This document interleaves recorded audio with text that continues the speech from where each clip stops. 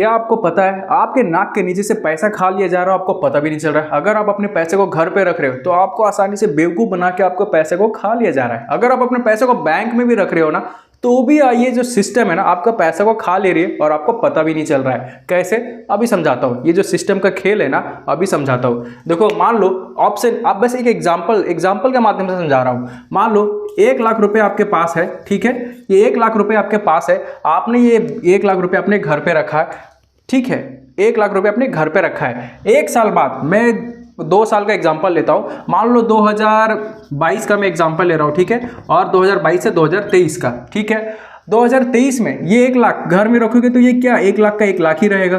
क्या ये बढ़ेगा? नहीं बढ़ेगा ना।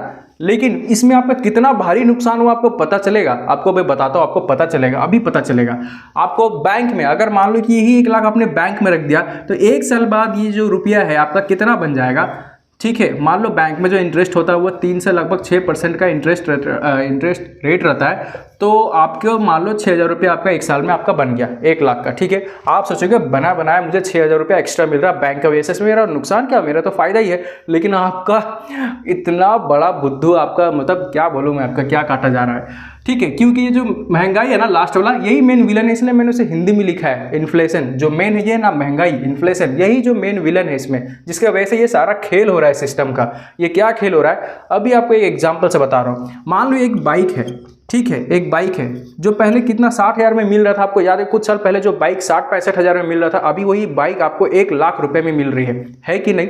मैं बताता हूँ आपको। 1 लाख की एक बाइक है, ठीक है।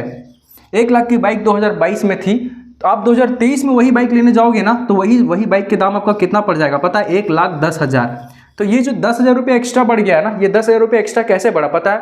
इन्फ्लेशन रेट, महंगाई, इन्फ्लेशन रेट जो कि होती है लगभग आपका 7 to 10%। आप गूगल करके देख लो, 7 to 10% इन्फ्लेशन रेट होता है। इन्फ्लेशन रेट, महंगाई दर, हर महीने, हर 3-3 महीने, 6-6 महीने, या फिर हर महीने 1-1 साल में आप देख सकते हो कि महंगाई जो दर है वो किस हिसाब से बढ़ती है। और बैंक बहुत ही चालाकी से महंगाई से थोड़ी कम परसेंटेज पे ही आपकी पैसा को, आप जो पैसे है उस पर आपको इंटरेस्ट देती है। मतलब समझ रहे हो?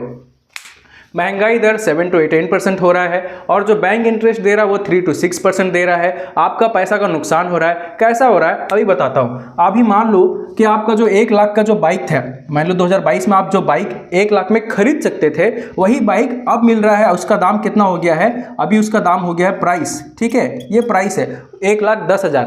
अभी आप घर में वही पैसा रखे थे घर में तो 1 लाख का 1 ही लाख होगा अगला साल। वही अगला साल उसी बाइक को अगर आप लेने जाओगे तो वो बाइक आप खरीद पाओगे? नहीं। अभी आपको 10,000 रुपये एक्स्ट्रा देना पड़ेगा। मतलब यहाँ पे आपका 10,000 रुपये का नुकसान हो गया। 10,000 रुपये का नुकसान हो गया घर बैठे। तो ये 10,000 किसने खाया? आपका इस सिस्टम ने खाया और आपको पता भी नहीं चला। आप बस नोट गिन रहे हो कि मेरे पास 1 लाख रुपए पहले भी था, अभी भी है। लेकिन जो सिस्टम था, वो परचेसिंग पावर था, वो 1 लाख रुपए का परचेसिंग पावर, जो खरीदने की क्षमता थी, वो घट गई। पहले वो वही 1 लाख रुपए एक बाइक को खरीद पा रहा था, अब 1 साल बाद वही 1 लाख रुपए आपका वही बाइक को नहीं खरीद पाएगा। क्यों? क्योंकि महंगाई बढ़ गई ना। लेकिन महंगाई के हिसाब से आपका पैसा नहीं बढ़ा ना। अब आप सोचोगे मैं तो बैंक में पैसा दे रहा हूँ, ठीक है, आप बैंक में पैसा दे दिए, 1 लाख का 1,06,000 हो गया आपका, ठीक है, 1 लाख का 1,06,000 हो गया। महंगाई तो मान लो कि 7 से 10% हो रहा है ना, मैं मान लो 8% ही महंगाई बढ़ी, मान लो, ठीक है। 1 लाख का कितना बढ़ा? 8,000 एक्स्ट्रा आपको देना पड़ेगा 1 लाख का 1 साल का, ठीक है। अब ये आपका दाम हो गया 1,10,000 आपका बाइक का दाम है, और महंगाई मान लो कि 10,000 है, तो अभी मान लो कि 1 लाख मैं वही कर देता हूँ, ठीक है, 1,08,000 अभी बाइक का दाम है। बैंक में आपको कितना मिला इंटरेस्ट? 1 लाख का 1,06,000। आपका पास कितना हुआ? 1,06,000, इतना ही मिला है। अभी भी आप 2,000 रुपये का नुकसान हुए ना, अभी भी आप 1,06,000 रुपये लेके जाओगे तो क्या आप वो बाइक को खरीद पाओगे? 1 साल बाद नहीं खरीद पाओगे, क्योंकि 1 लाख से 1,08,000 हो गया, क्योंकि 8% का महंगाई बढ़ा 1 साल बाद।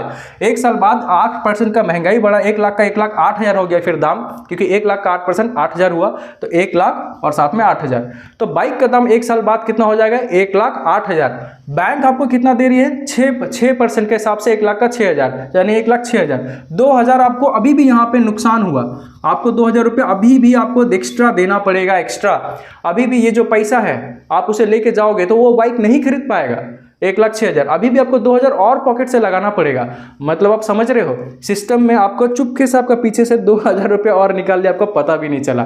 तो यही खेल हो रहा है। तो अब इस खेल से निष्कर्ष क्या निकलता है? निष्कर्ष यही निकलता है कि मैं किसी भी चीज़ का प्रमोशन यहाँ पे नहीं कर रहा हूँ। आपका पैसा है, जिम्मेदारी भी आपकी बनती है, आपको पैसा वहाँ लगाना है। ये तो आप गूगल पे या कहीं भी आप रिसर्च कर सकते हो, आप इसे चेक कर ही सकते हो कि जो महंगाई रेट है, इन्फ्लेशन रेट है, ये कितना बढ़ रहा है। उसी हिसाब से आप वहीं पे जाकर पैसा इन्वेस्ट करो ना, जहाँ पे इससे ज़्यादा परसेंटेज में आपका जो पैसा है उस पर इंटरेस्ट मिले। बस यही बात है, यही सारा खेल है। समझ आया तो एक लाइक शेयर सब्सक्राइब जरूर कर दें। धन्यवाद।